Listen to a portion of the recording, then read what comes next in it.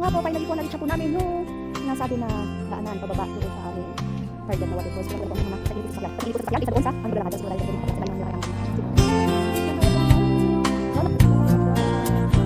Lalakad na po kami.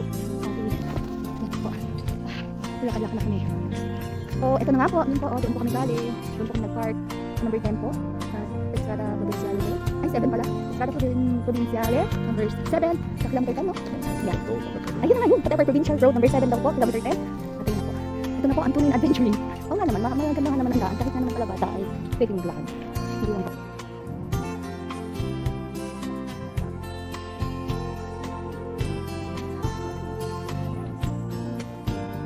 Naririnig ka ba? Wala pa rin kami naririnig ng calls. 1 hour and 15 minutes. Uy, sobra naman siya. Oo, baka daw 1 hour and 15 minutes. Tingnan natin. Ganda po dito. Mapuno. Siyempre ba ito sa show? Na ang ano po, nakakaloko po talaga yung si paring Google. Kasi sabi niya ay doon sa tinigilan namin, ay sabi nandun na daw po kami sa destination. Pero kung lalakadin po namin, ay 3.5 kilometers pa daw po doon sa paglalakaran natin doon. Napakahaba pang lakadin yun. At napakahirap ng daan. Na makikita naman doon sa mga previous videos ko na talaga napakahirap ng daan. Pero sabi nga doon sa napanood ko na napamaganda lang po naman yung daan na pwede nga ang bata na maglakad. At totoo naman pala na pwede nga. So yan, lakad-lakad pa po kami at hintayin namin yung may naririnig-rinig na daw po na waterfalls itong aking kasama. Ang mga naata ay medyo bingin na. Kaya yan po. So ang mga dinadaanan hindi po siya edible na pakuma. Mga pakong buaya po kung yung tawag sa atin. So yung mga ligaw na paka-wild bird. Ayan po. Hello po, ito na po kami sa Cascata de la Froda. Yun na po yung direction. So malapit po kami. Ito naririnig ko na yung lagaslas ng post. Tingnan nyo naman, ang kilit ng mga flowers dito sa nadadaanan. Flower hunting pati na na hanggang dito talaga naman po. Pero excited na po talaga ako doon sa falls. Paano no? Nakatunayan ang ngunay nandito. Sabi nga nakasalubong ng mga 10 minutes. So naka 3 minutes naman siguro kami nalakad. Kami 7 minutes pa kami na maglalakad ulit. Update po. Natapos po lang yung umakyat ng mga 5 minutes. Then po yung signage. Papunta naman po dito. Pababa naman po kami ngayon. Sabi ko nung nakasalubong namin ng pamilya na may kasamang bata. Mga 10 minutes daw po. At mararating na namin yung waterfalls. At ayan na nga. Totoo na to. Yung naririnig ng nona ngayon. Yun na talaga yun. Cascata de la Froda. Froda? And hinihintay ko na lang talaga makita yung steel na yung steel na pinakatulay. At ayun na talaga yung moment of truth. Kasi yun yung sinasabi ko sa vlog na nakita ko. So far, sabi po ulit ng bago namin nakasalubong. Another 5 minutes pa daw po. Ang aming dadaanan. Magari dito naman. Hindi naman daanan yun. Kaya may fork na naman po. Laging kaliwa kanan. Ang aming laging tanong. Ay, ito na ang moment of truth. Malapit pa kami. So ito yung mga nakita ko sa vlog na pinanood ko. Ayan. Ang daan na yan. Wow! Ayan na. Ito na talaga. So nakita niyo po ito. Ito na.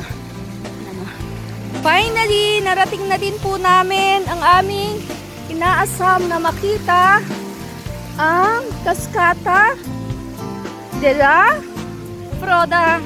Ingat lang po sa pag-akyat kasi medyo steep yung daan.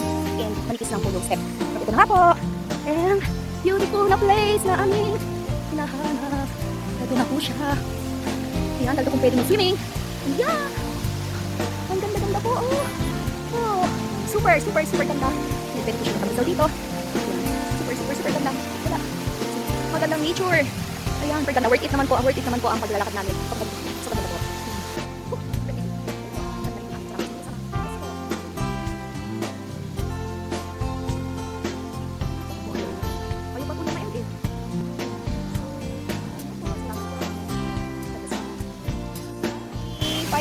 Finally, nalagyan na namin.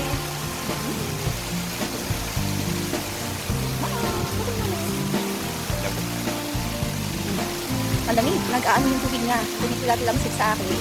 Parang nag-aalangan na ako ngayon maligo. Kasi ang lamig-lamig, kapag halata ng takot sa tubig, hindi naman. Ayun siya, ang ganda-ganda. Ang aming lakbay ng anong oras tayo malis sa bahay? Malis kami ng 12 ng tanghali. Tapos inabot kami ng almost 2 hours paghanap. So happy na worth it yung pagpunta dito kahit pagod, pero ang ganda naman ng lugar at ang ganda din naman ng mga dinaanan namin.